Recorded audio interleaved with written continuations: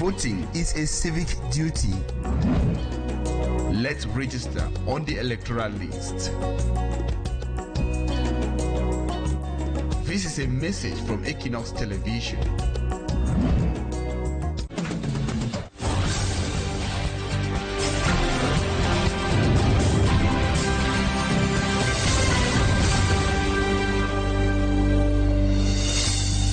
Good evening to all of you, ladies and gentlemen. It's time for the news in the English language on Equinoxe Television.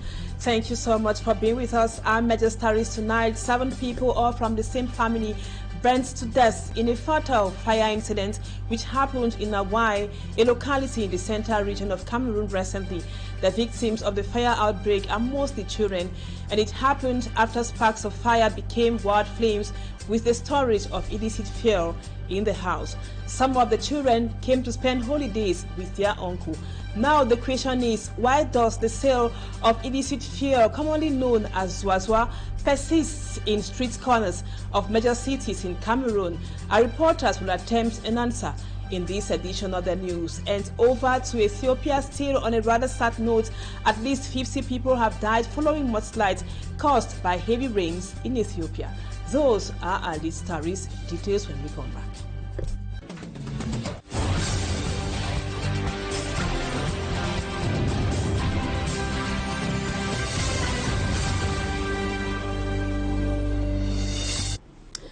Welcome back, viewers. Thank you so much for the confidence. We begin this edition of the news on a sad note. 7 members, all from the same family, lost their lives recently in a fire outbreak which happened in Awai, in the central region of Cameroon. The death of the 7 members of the same family in that fire outbreak in Awai is the latest consequence of the continuous sale and storage of illicit fuel, commonly called jouées, at homes by some vendors. In the city of Douala, the sale persists with different strategies adopted. Complicity of some authorities and uniform officers are said to be accounting for the continuous sale. Let's now have more with Innocent Aze, who went to some street corners here in the city of Douala. Despite waging an eradication fight by the National Brigades controlling petroleum products, the illegal activity still breathes in Cameroonian cities, including Douala. This is the only lucrative business I have tried so far. Our parents raised us through this activity. I sell it to also provide the needs of my own children. Can't you not find no business in the past? Now we say more manage our life with the small petrol business. A vendor told us she is no longer afraid of the dangers involved. I am not afraid because I have been a victim. My house got burnt, but I learned a lesson not to store fuel in the house ever again. If the sale at roadside is regaining steam, it is thanks to the complicity of some uniform officers. They start taking money. Police, gendarmes, they stand, they take money. So 1,000, 2,000. While some vendors hide the liters of fuel in bags, others place bottles of water on their kiosk. Only customers can understand the deal. I expose mine because I already know the problem of the uniform officers. Anyone who fails to pay a bribe is in trouble. When they carry the petrol now, you get to motivate them. It depends how much they call them before they leave the petrol. Speaking to some bike riders, they say the roadside fuel is cheaper than at the pump. At the pump, it is too expensive. A liter is sold for 840 francs, whereas at the road, we get it for 750 francs. It doesn't harm my bike. Civil society actor Simon Pierre Hamen Esome blames total failure of government authorities to disconnect the networks, boosting this black market. L'État a failli à sa mission. We can only accuse authorities of the regrettable consequences because they are weak in taking concrete actions and enforcing them. Chaque personne fait à sa guise. Il n'y a rien qui est fait. He adds, in a country like Cameroon, where many citizens rely on fuel business for livelihood, authorities who know the sources and sales points but take no firm actions to bury the activity should simply regularize it than playing the cat and dog game. And 2 young men have been detained at the Gendarmerie Brigade in Nous after they were suspected of plotting the killing of their friend Tata Louise Marie in Nous Shanti neighborhood. And in Douala, the lifeless body of a 1-year-old boy was discovered under the planks at Entre Matango in Bonaberry. Police have begun investigations. Manji can give with details of those stories. The cry of a mother taken aback after his son was brutally killed with what they called a setup from his close friends. I'm surprised that they accuse him of stealing cocoa beans, but there was nothing to prove he is guilty. I'm asking myself where it all began, and I'm taken aback about the name they have given to my son. If you watch the video closely, almost everyone there is a suspect. The things they were accused of stealing wasn't wrong, but they were beaten. We don't understand what is happening. According to the elder sister of the slain Tata Louise Marie, fondly called Bobo, in the Nous Shanti neighborhood, his younger brother was taken out by his friends to a cocoa farm where they set him up, claiming he was a thief. My junior brother didn't stab anybody. He was passing by the side. The people who stole the cocoa beans and plums were on a bike and stopped by the side of my younger brother. That was the reason he was beaten. The two suspected to have hatched the plan have been kept behind bars at the Gendarmerie Brigade for further investigation. At the Entre Matango neighborhood in the Douala 4 subdivision, precisely at Block 8, Quartier Bileng, it was the body of a 1-year-old boy that was discovered dead, wrapped in a cloth and abandoned. The people around send this advice to women. No man wants your child. No man wants pushing you to kill your own baby. A baby you carry in your stomach for 9 months. A baby other women are crying out there day and night to have. But God is unable to bless them, and you have the blessing for free. It's only to give gratitude to God for that child, not taking the child and abandoning it in the streets. At press time, no one knew who could have committed the act.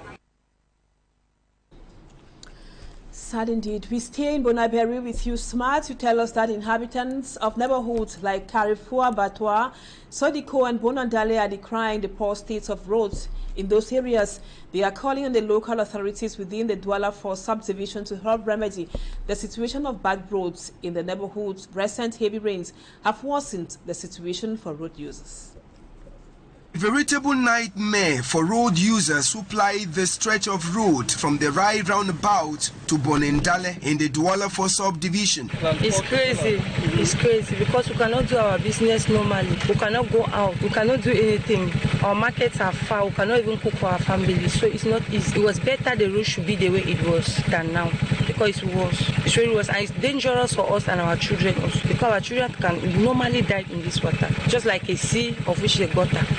Cars simply swim in the water that has taken over the entire area, making it difficult even for some road users to move freely. From Rai, as you reach Karifundobo, it is worse there. You have 2 potholes you need to cross. When you're coming, you reach Abattoir, you have about 5 potholes to cross. When you reach here, look at this one just right in front of you. You can see it's terrible. Just imagine children coming and they are going to school because there's a government school around here. Students have to cross through this water. It's likely that some will fall, and rains have not started. When the heavy rains will start, what are we going to do? As a result of the poor state of the road, transport fare going out and coming into either Carrefour, Abattoir, Sodiko and Bonendale has also witnessed an increase. The transport fare is high. Last time I went to buy things, transport that I've been taking 500 francs to reach here. Now you take 1,000 or 1,500 just for you to reach here. Though the situation is happening at a time when schools are still to reopen, the population calls for an urgent action. The government should do something about it, because this is dangerous for us. A section of the stretch of road, which is now a nightmare to the inhabitants, has been under construction, and since rain began, work has stopped. And a gang of 6 suspected bandits have been apprehended by officials of the Anti-Criminality Department of the Littoral Judicial Police. According to investigations, the suspects have been robbing the population, mostly business persons, for some time now. And at the time of the arrest, they had in their possession firearms, guns, cartridges, and other dangerous weapons, which they used to rob their victims. Lucy Liengu is here with the details.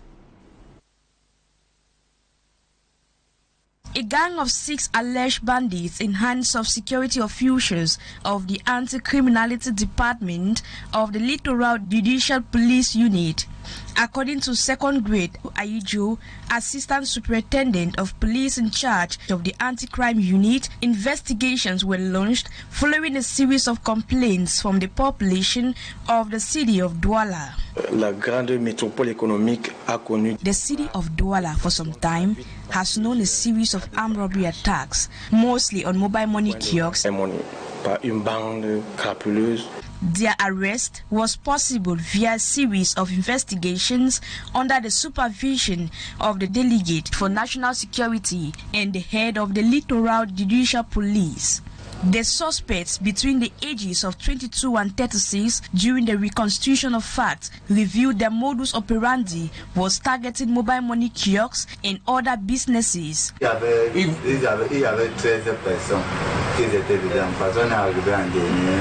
At the Hila Hotel neighborhood, Douala 1 subdivision, they broke into a shop while one of them stood outside to spy.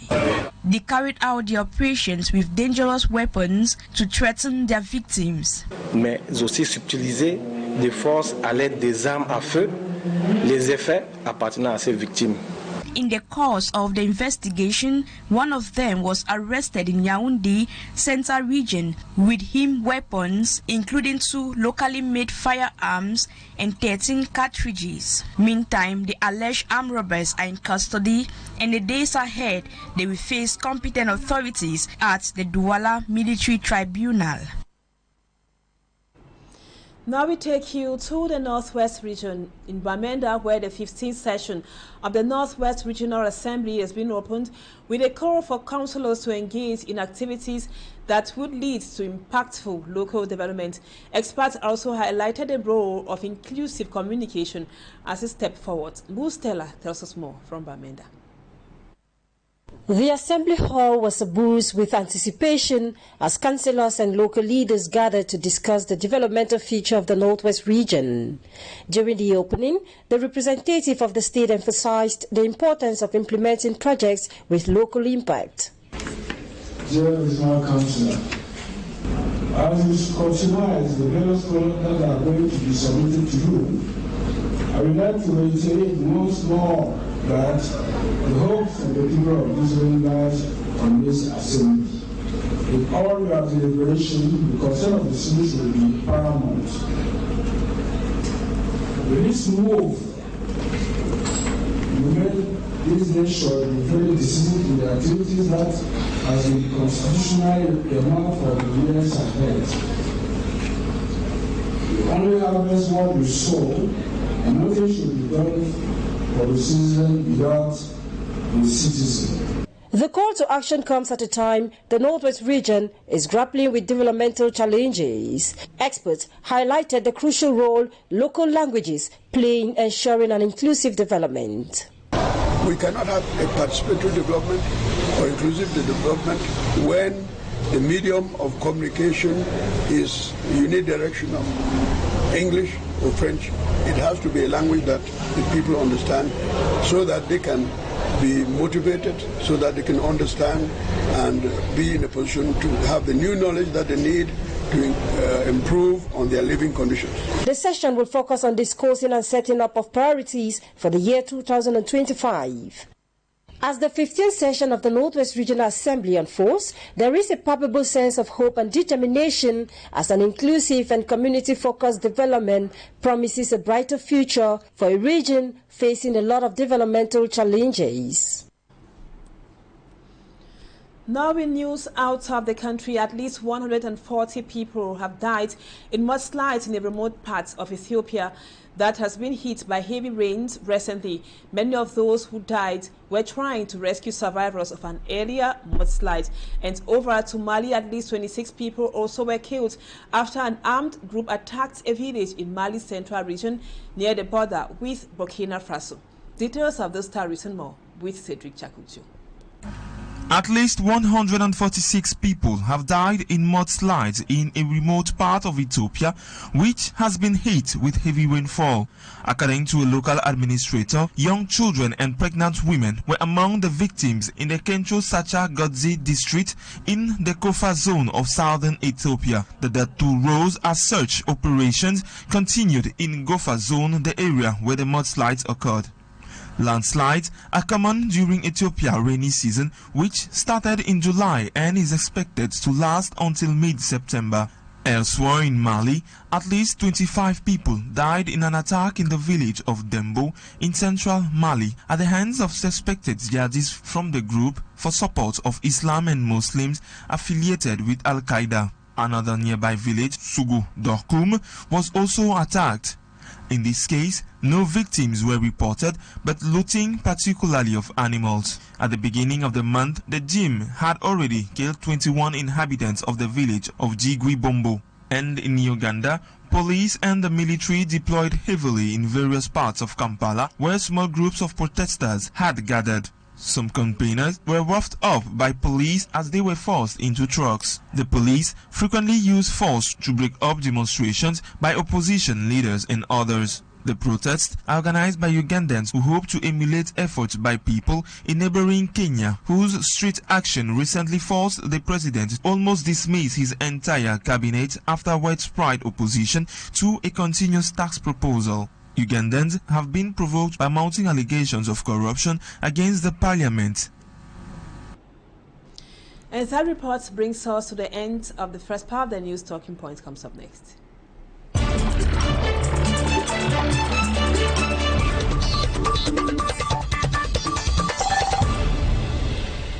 Welcome back, viewers. Education is a pillar of every society, and like the adage goes, teaching is a profession that makes every other profession possible. Even presidents were once pupils and students sitting on a bench or a desk.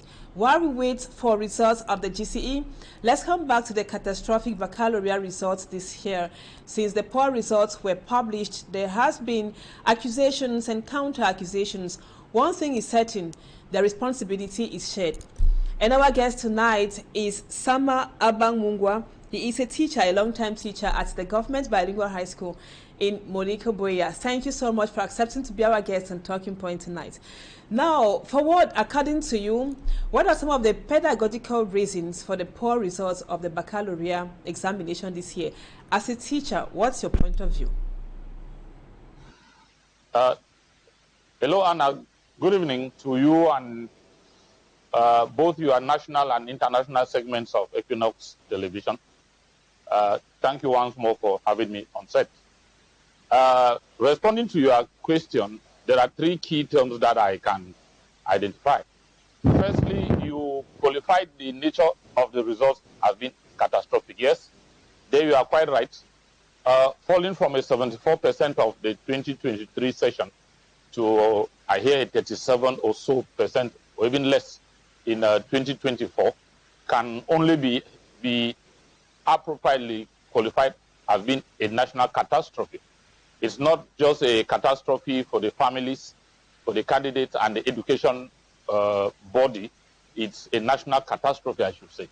The second key term that I identified from your question is the fact that the responsibility is shared. Yes, it is shared, even if it may not be shared equally, but it should be shared equitably, placing more blame and more responsibility where it is due.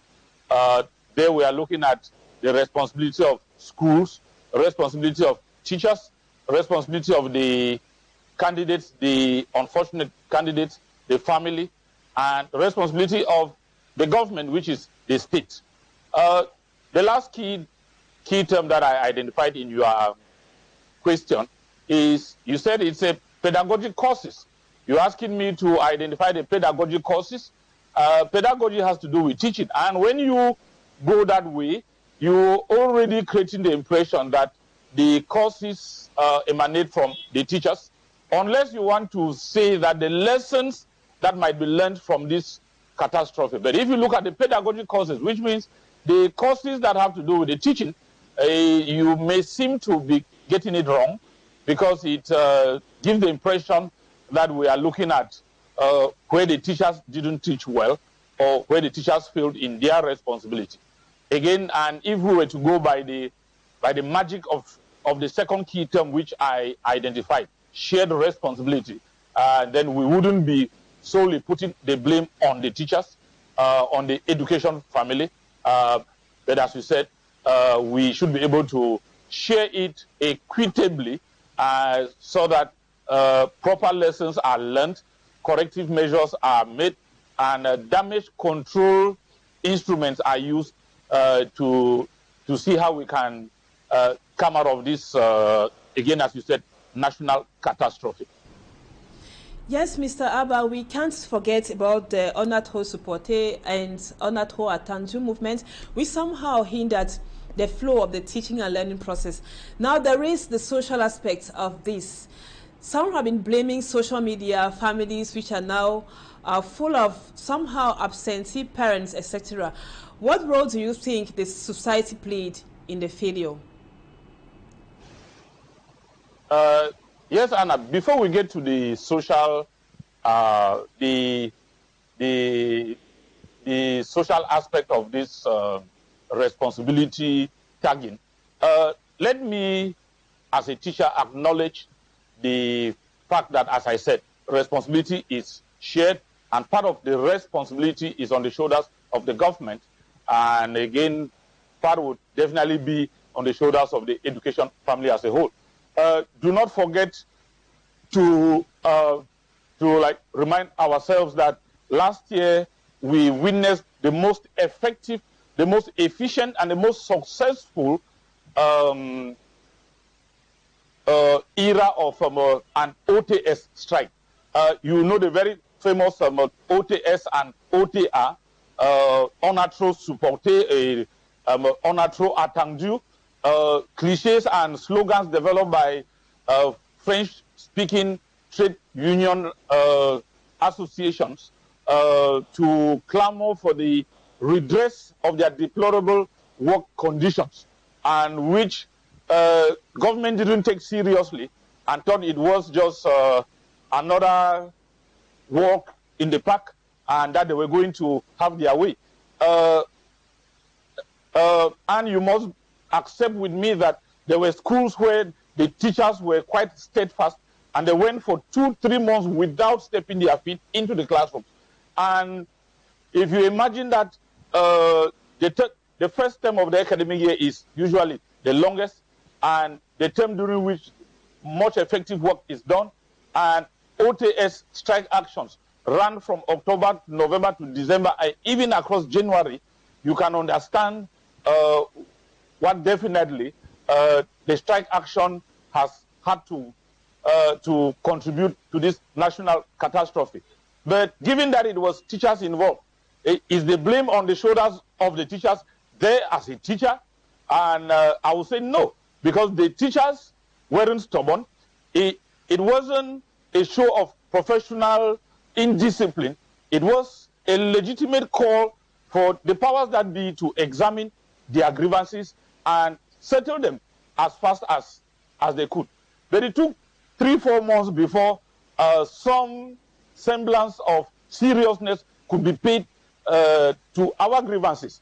And there is just no way for us to deny the fact that the successful OTS and OTA standoff against the government has had a toll on the performance and the results of these students, leading to this national catastrophe.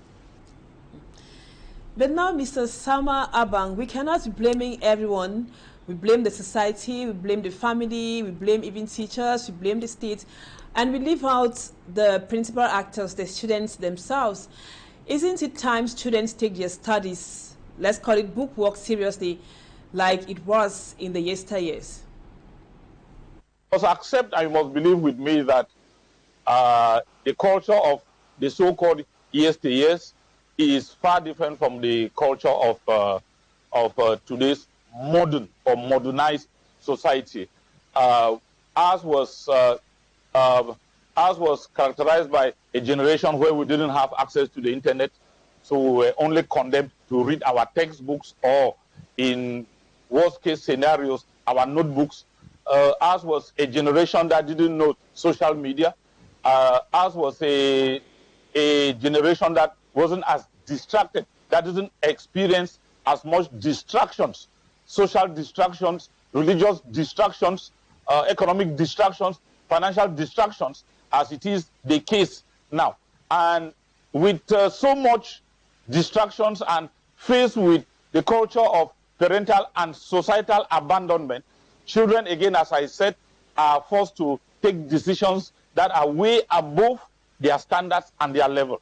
It will be very difficult for you to convince a young child, a teenager of 16 to 19, and even an adolescent of 20 to 25, why they shouldn't pursue the easy path of gambling, of social media opportunities, and you expect them to sit behind volumes of textbooks and notebooks when they can still make the wealth. Because at the end of the day, they will always tell you that it is the end that justifies the means, and it is not the means that justifies the end.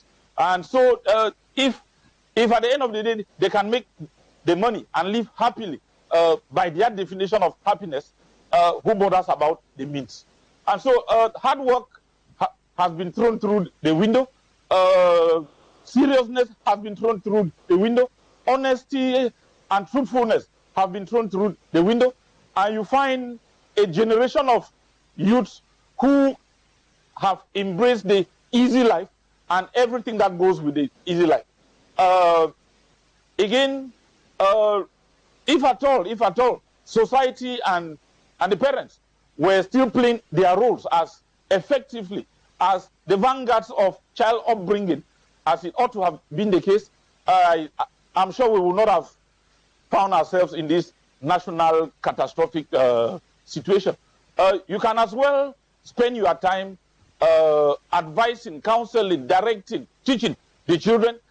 Do the best that you can, but if the upbringing at home and within the larger society, where they spend a larger proportion of their time, if it doesn't do its own part of the work, then whatever we do in school as teachers is simply insignificant and ineffective.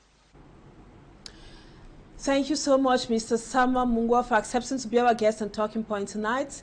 Just to let our viewers know that you have been teaching for a very long time and you master somehow the teaching environment. Sure, subsequently, we will be talking on measures which should be taken and implemented by all the actors who share the responsibility to ensure that the results are better in subsequent years.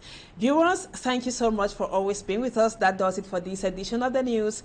Don't go away, our programs continue. Equinoxe Forum comes up at 7 p.m. and the news in the French language comes up at 8 p.m. Stay with us on Equinoxe Television. Bye-bye for now.